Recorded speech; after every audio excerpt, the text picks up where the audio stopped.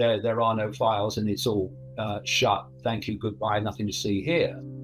But it weren't long before he was plying his trade again, in trying to make some excuse for why the files weren't being released. I mean, I think his first effort was that Trump was holding back the files because he was blackmailing the deep state.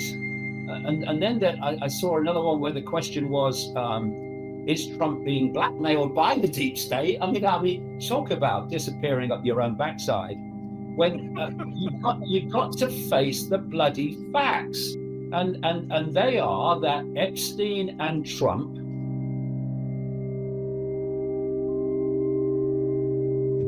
did anyone think that this cult wants open human minds? He wants closed human minds. And it's got people out there who are closing minds all over the place. You've got religions closing minds. If you believe in a religion, there's vast areas, or whichever one it is, there's vast areas of potential awareness, knowledge, insight that you won't go there. You won't go there because it will breach the walls of your religious belief and a political belief, left, right, MAGA, whatever. You won't go somewhere else where insight, information might be beneficial to you because you ain't going to leave your political belief system. We've got to put down these fault lines of division, these fault lines and these walls of perceptual programming here and no further, and open our minds to what's really going on. And I tell you, it's nothing like we think is going on.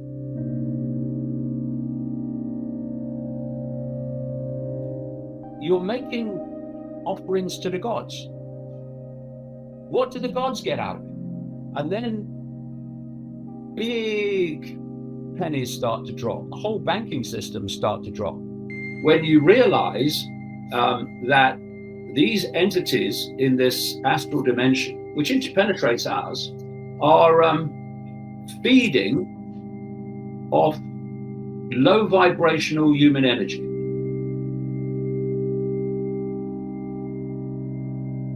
And as the terror comes off the victim, they're feeding off it. Perception is, I'm just a human. I'm just the labels of human. Or I'm subject to some judgmental God.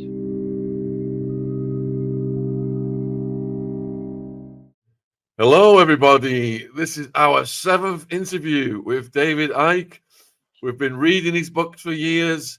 He is so far ahead of the game. There was a huge backlash against him when he predicted it would be more of the same with the American administration. And we are seeing everything he said unfold in front of our eyes. We've got the cover-up of the Epstein files. We've got a continuation of the war machine. We've got the globalists who just love big pharma, big oil, endless wars, human transportation, you name it. David called it all. And people are realizing that now. A lot of the backlash, they're realizing he was right all along. So thank you for coming back again, my friend. And how did it feel to be so prescient? Yet all these people were like, oh, you're raining on our parade. All these things are going to change in America now. And look where we are. Well, the thing is, I've been here before. In fact, I've been here before so many times, you lose bloody count.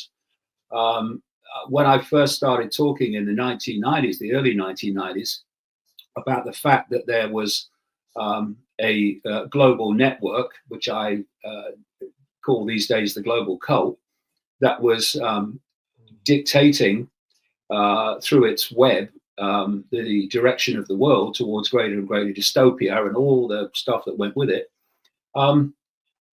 People said you were crazy, and it turned out to be true. When I started talking in the mid 1990s, when I started to come across this stuff, that Peter and Satan were the cement that held the web together, people were saying, you're crazy, you're mad, even more mad now. And then I was talking about a non-human force, non-human race or entities behind it all, operating from another dimension of reality that interpenetrates this one, a dimension of reality called the astral. Then I'd really gone freaking crazy. And then I started talking about the fact that we live in a simulation, a massively advanced version of a virtual reality computer game, and that the body is actually like a headset, does the same thing. Then I've really gone completely doolally, except that since around 2016, 2017, more and more mainstream scientists have come out and said, actually, it does look like we're in a simulation, because if we are, then so much is explained that we can't explain otherwise. And so you get used to it. And, you know, I've been doing this now for 35 years. I'm in my 36th year now. And and I've been doing it full time, traveled to 60 countries plus, researching it and talking about it. You build up a body of experience where you can see how it works, and you can therefore see what's coming. So I've been calling out Trump since he first appeared on the scene in 2016, running for the Republican nomination. And I've been doing it ever since. And after when you know, the alternative media did a great job in exposing the fact that it was, you know, or at least on some level, not what we were told it was. Actually, it was beyond belief. Actually, I then started seeing people in the mainstream coming into the so-called alternative media and taking it over. They were getting the big algorithmic support. They were getting the funding. They were interviewing each other to get the, again, the algorithmic support for interviews like that. And they have regressed the alternative media massively. You know, there was a point where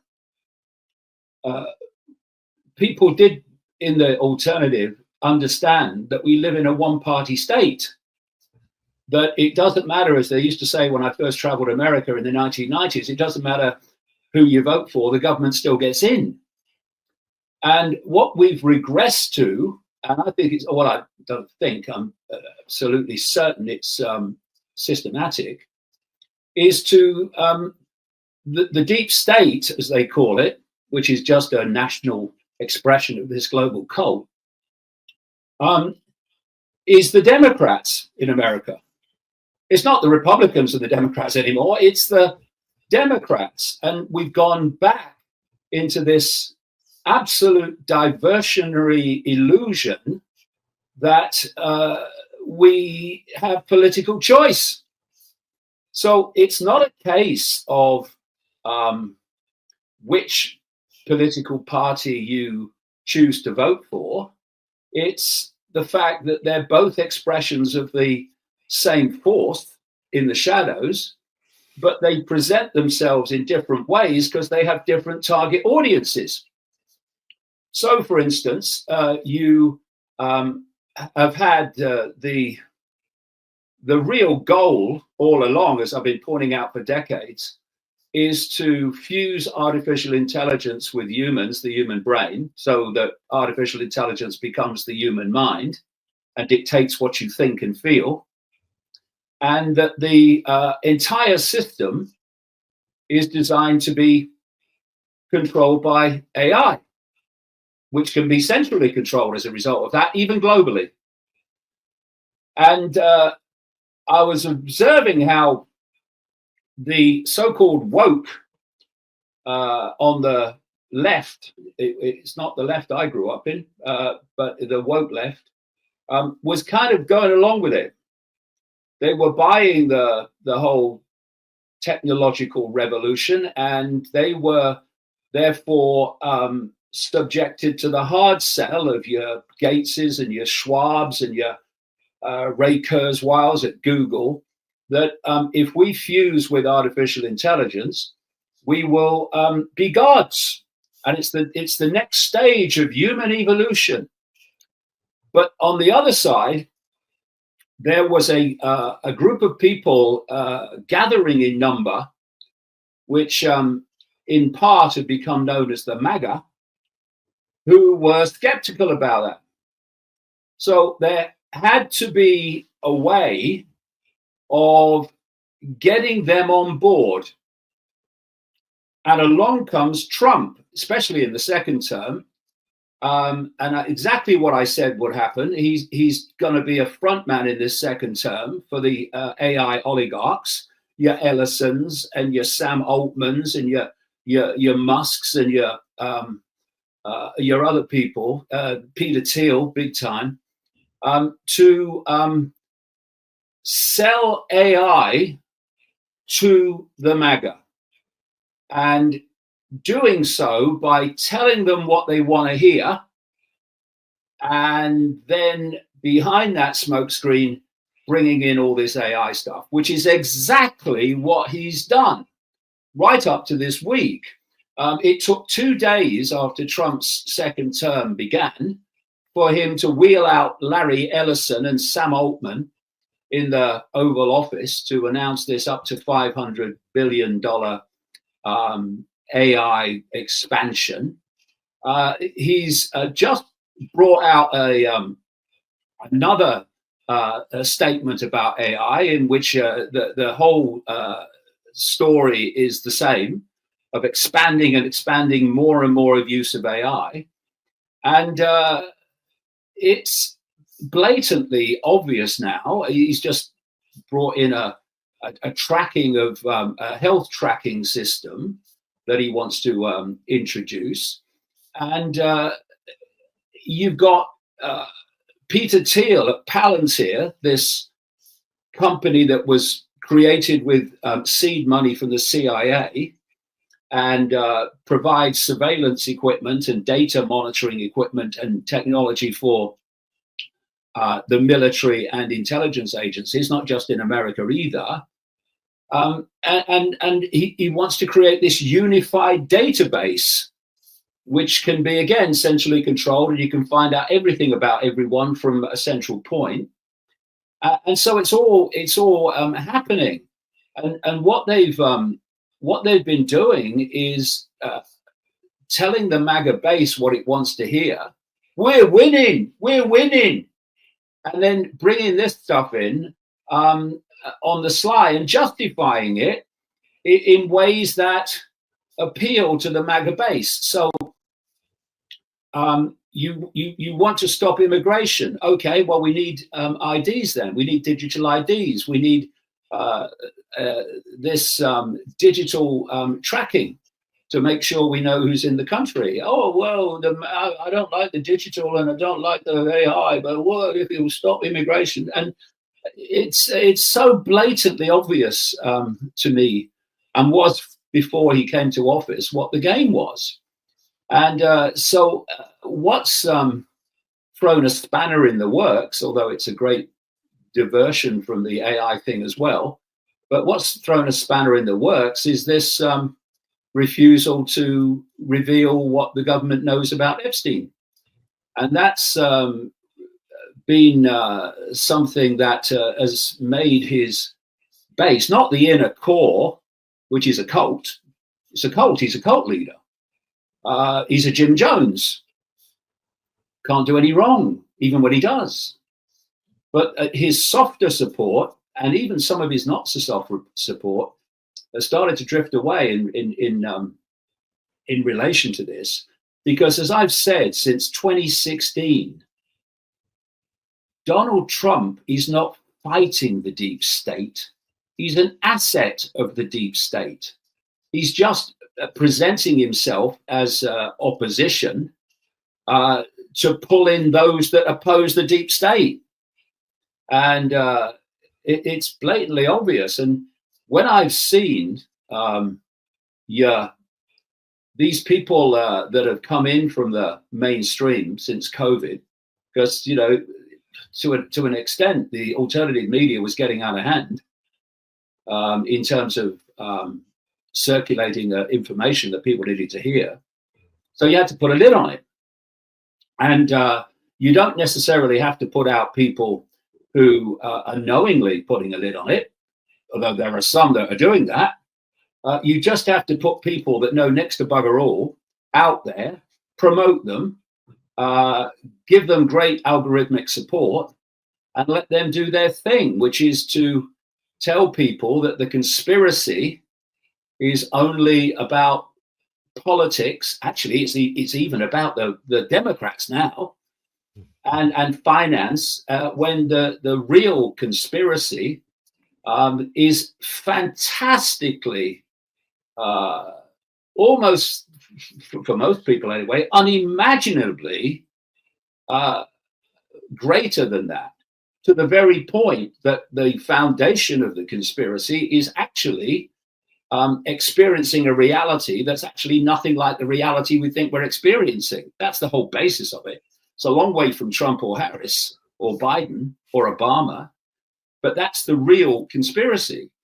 And the whole idea of this hijacked alternative media is to build a barricade, the barricade brigade, as I call them, to hold the sense of the conspiracy at its politics and finance and what have you, and to stop the real conspiracy being exposed. What you do with the people exposing the real conspiracy is you call them mad, or you call them dangerous, and you deal with them that way, which I'm extremely used to, of course. So, David, it's like they campaigned on releasing Epstein files. They told us for 5 years that the video cameras weren't working in the jail the night of Epstein's unaliving. And all of a sudden, they say there's no files, move on, nothing to see here. Oh, we found a video. There's a minute missing. Some people say there's up to 7 minutes missing because the rest of the video has been sped up. I mean, how dumb do they think the public are? Well, some of the people in the Trump administration, I would say most of them are bloody dumb anyway. That's why they've done such a terrible job of covering this up. But when you have made it such a focal point, and the MAGA have made it such a focal point, not doing what you said you'd do in terms of releasing the files, and let's not forget that Trump was prevaricating even before the election. He was asked, I think it was on Fox News, would you release the JFK files? Yes. The Martin Luther King files? Yes. The Epstein files? Yes.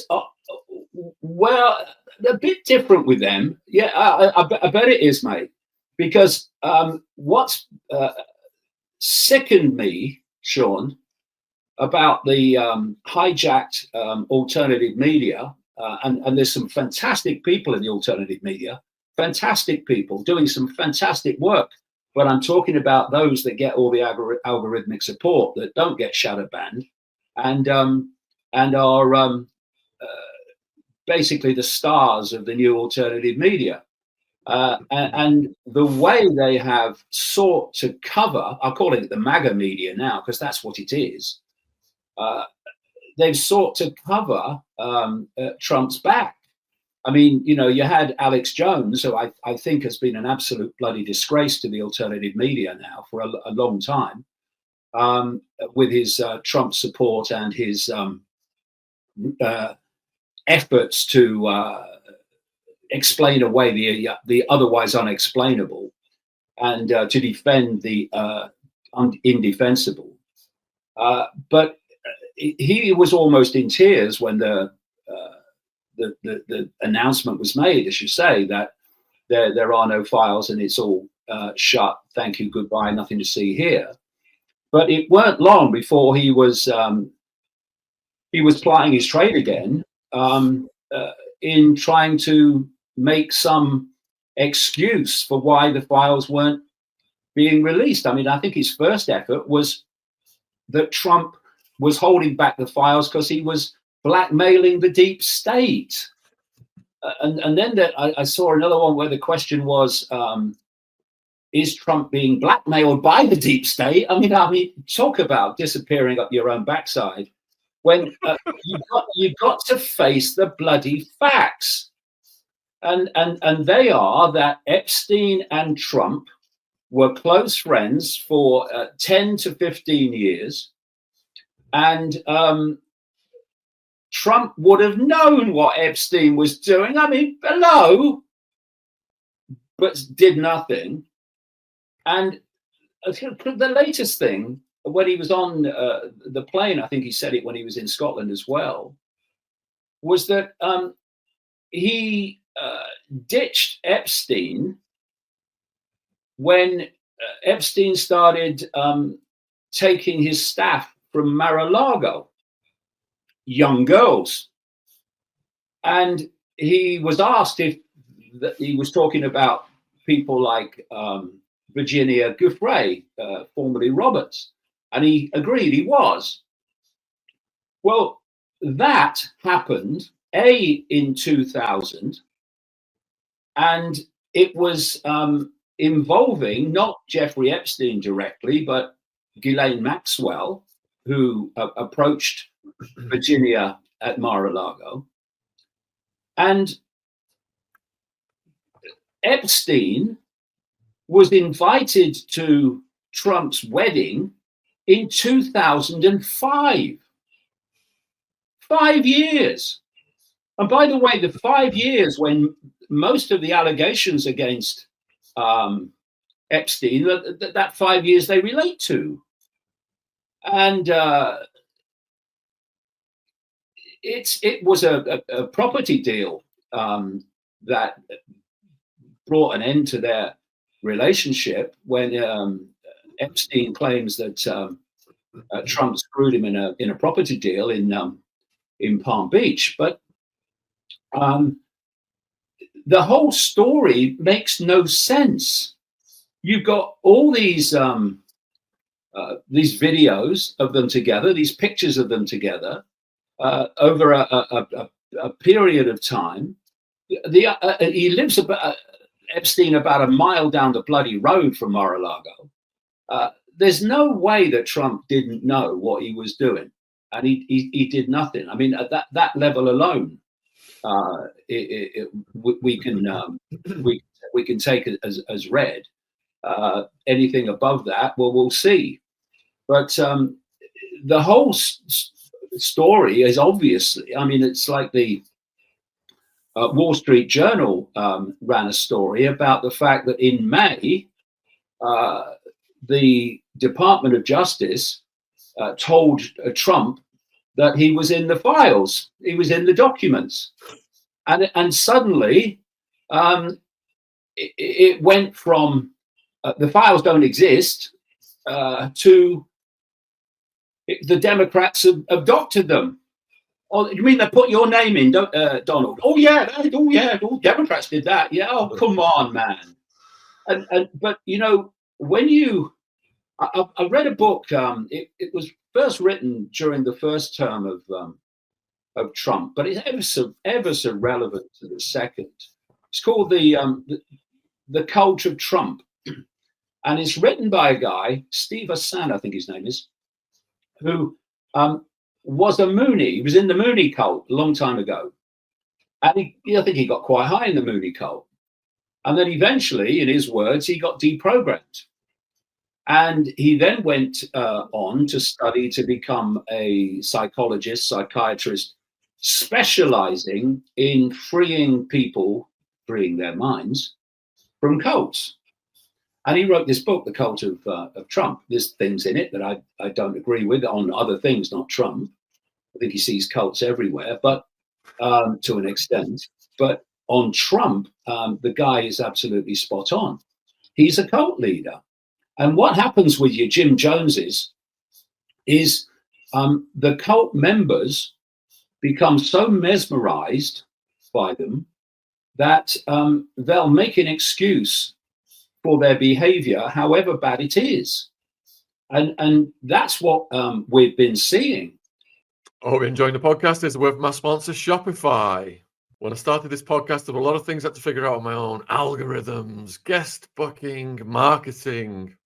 I was a bit naive about what was involved. And as you get deeper into it, it starts to overwhelm your life.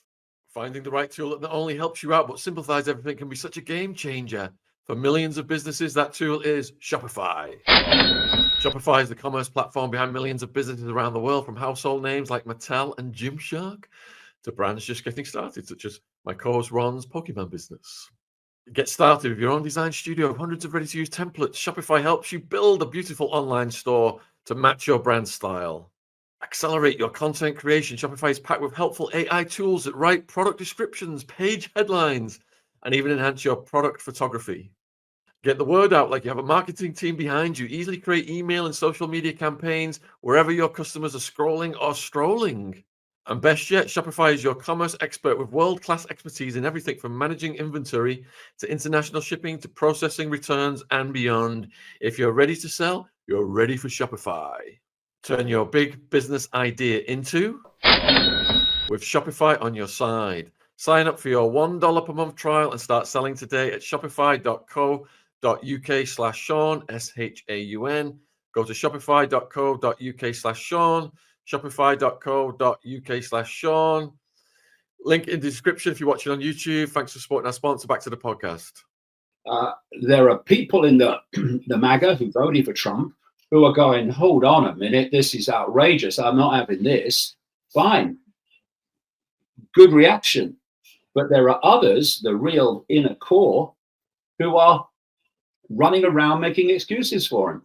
And that's a classic expression of a cult. Like you say, in terms of the prison in New York where he died, seems to have died. You don't know what the bloody hell's going on. Nothing would surprise you. But I don't know whether you saw this CBS investigation report into the prison cameras. Of course, only one was working that night. And that's the footage they released from the DOJ and the FBI. But as CBS point out, that camera only shows a certain part of the floor outside of Epstein's cell. And they point out that you could get in without being seen by that camera. And when you think that at the time that his demise, shall we say, that his brother hired a forensic pathologist who was a former medical officer with New York State, who said, this is looking to me like it's a murder, a strangulation, and not a suicide, because certain bones were broken that would not be broken in a suicide, but would be in a strangulation, which he said it was clear to him from what he saw on Epstein or with Epstein, is that huge force, his words, were used to kill him, to strangle him, in his view. And so nothing in this whole story adds up. And you know what it reminds me of? It reminds me, I lived through this and observed this, Watergate. What happened with Watergate during the Nixon regime is there was a break-in at Democratic headquarters. And we had, of course, the Bernstein and Woodward stories appearing in the Washington Post, thanks to someone they called the Deep Throat. And it took this sequence whereby there would be denials from the Nixon regime, more would come out, more denials, but the denials were getting less credible. More came out, more denials, less credible. And eventually Nixon had to go. And there was an insider there, Henry Kissinger, who was clearly orchestrating this when you look back at the background. And there'll be people, I'm sure, in the Trump regime that are seeking to undermine him as well now as a result of this. David, it gets even worse though, and I'm glad you mentioned Virginia because the survivors we've collaborated with, Virginia, Maria Farmer, Juliet Bryant, they all look up to you, and you're keeping Virginia's spirit alive and her mission alive in what you're saying. So we appreciate that, and it's an absolute slap on the face, as we saw with Virginia's family yesterday, that the Ghislaine Maxwell, it looks like she's going to get either a sentence reduction, a pardon, or some kind of, she's going to fall through the cracks in the legal system. I mean, Trump, the administration has seen the backlash so far about the nonsense they've made up. And now they're going to go one step further. They've visited her in jail. They've not visited the survivors and spoke to the survivors. And now she might get out, and she's supposed to speak to Congress on the 11th. I mean, what is going on that they could possibly do that? Well, let's not forget that Todd Blanche, the number 2 at the Department of Justice, is Trump's lawyer. He worked as Trump's lawyer before he got appointed to that post. And he went to interview Ghislaine Maxwell alongside Maxwell's lawyer, who is a personal friend. They appear on the same podcast together and tell each other how wonderful they are. And what you've got is Ghislaine Maxwell, who knows the score. Now, this is a lady who refused to testify in her own case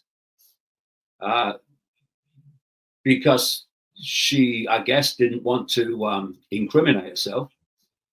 I didn't think the cross-examination would go well.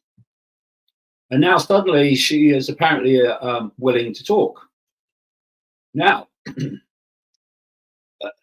if you know what she knows, and it's indicated that she will reveal it,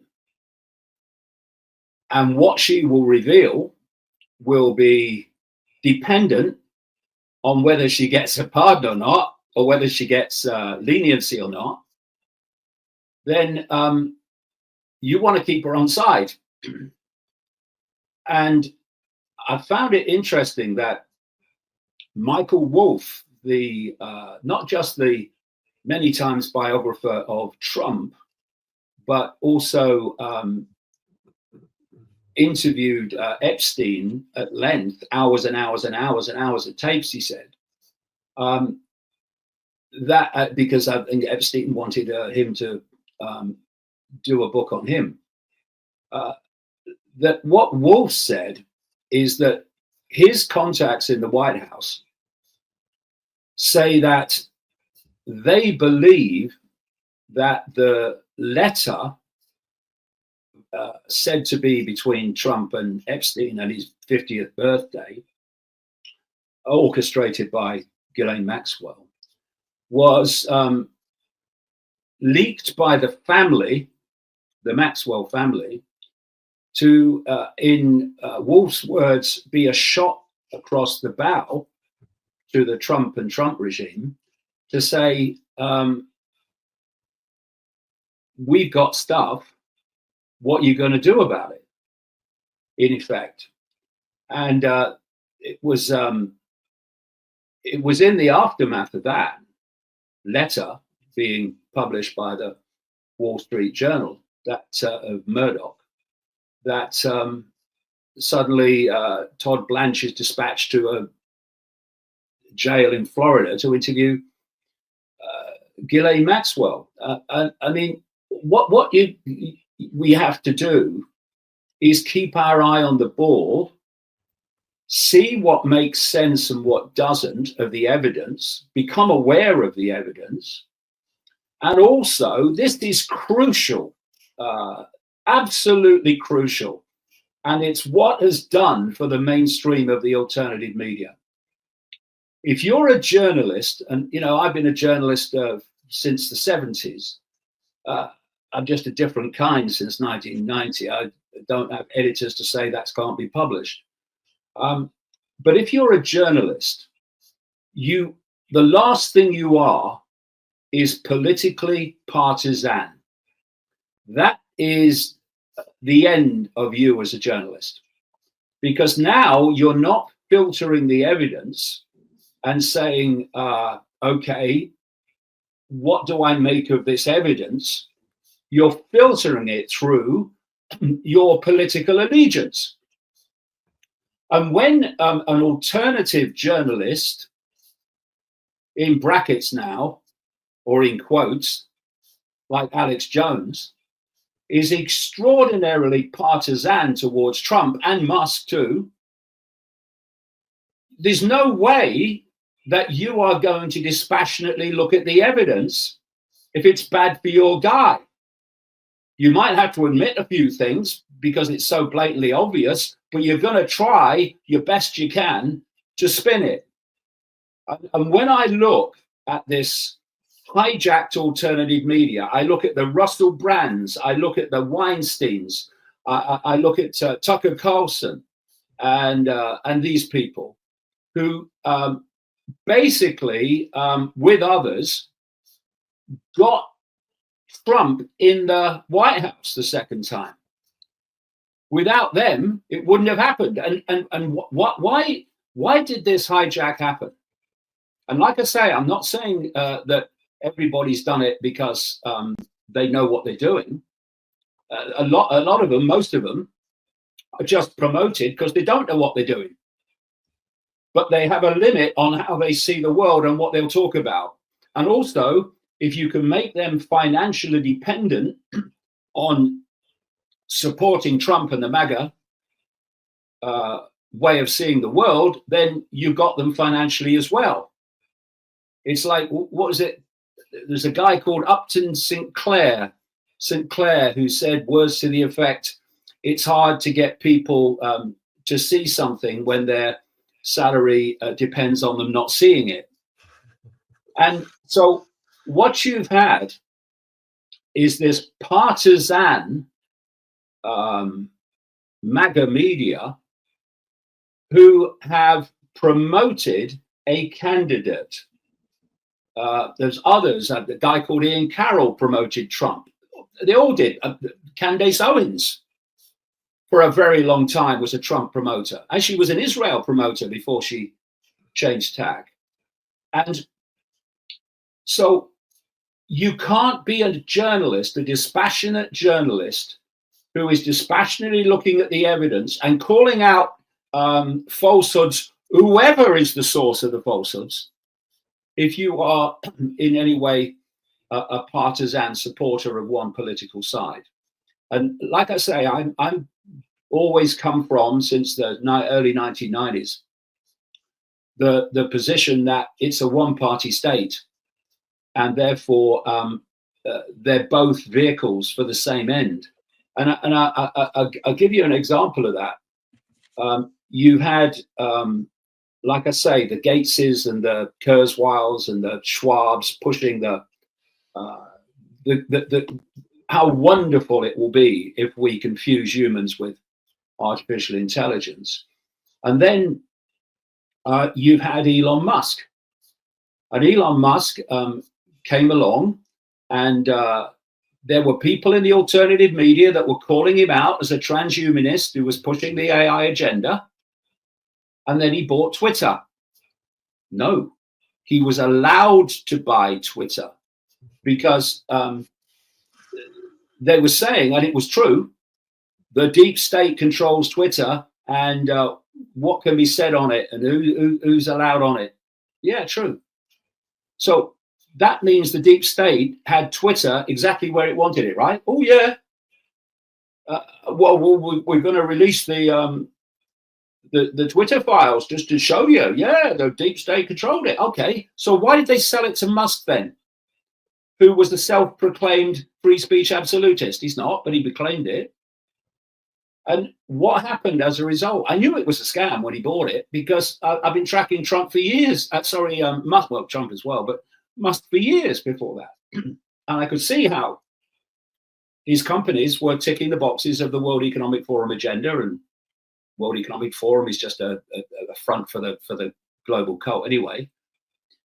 And from the moment he bought Twitter, allowed to buy Twitter, and turned it into X, there was this phenomenal transfer of perception of him by this alternative media. Suddenly he's one of us now. He's letting a few people in back, and they're all great. Yeah, it's wonderful. But then they announced that they believe in freedom of speech, but not freedom of reach. That if it's lawful but awful, you'll find it very difficult to find it on Twitter X. And they start shadow banning those people who are calling them out, and promoting those who are promoting the MAGA media agenda and the Trump agenda. And suddenly, Musk is being given a free ride, even though he's promoting the AI agenda more and more and more now, but he's been doing it for a long time. They're giving him a free ride because he's one of us now. Now, let's look at this. The hard sell from your Gateses and your Kurzweils and your Schwabs has been, we need to fuse with artificial intelligence because we'll be gods, basically. And so along comes Elon Musk, and he plays the skeptic. He's not, but he plays the skeptic. And he says, oh, I'm very worried about AI and what it could do. And that's appealing to the MAGA base because they're very skeptical as well. But then came a crucial point where Musk said, but it's inevitable. Now, that's a massive word in perceptual control and manipulation. Because when you're seeking to stop something, you want to stop it. Once you accept that what you want to stop is inevitable, now you're going into a completely different mode, which is to mitigate how bad it's going to be. So something really broke there. The waters broke there. If you accept that it's inevitable. And Musk said it's inevitable, and if we don't fuse with AI, then humans will be phased out. They'll disappear. So, okay, question. Mr. Gates, what's the outcome of your hard sell? Well, humans get fused with AI. And Mr. Musk, what's the outcome of your soft sell? Well, humans get fused with AI. Exactly. You're just playing a different excuse for different mentalities. And so now we are seeing this coming together of your Musks and your Thiels and your Mark Andreessens and all these other people, including David Sachs, who was appointed as the AI czar by Trump and crypto czar. They're coming together with Altman and all these other people. They may not like each other, all of them, though most of them do, but their goal is the same. And we're seeing the Trump administration introducing it. So in the end, you know, the entire conspiracy is control of perception. All of it. Everything that you see, including censorship, is about control of perception. If you control perception, you control that person's behavior. You control their perception of a deadly virus you control the fact that they will do what you say to protect themselves from the deadly virus you've convinced them exists. And so perception is the stadium in which the whole thing's played out. And what's happened with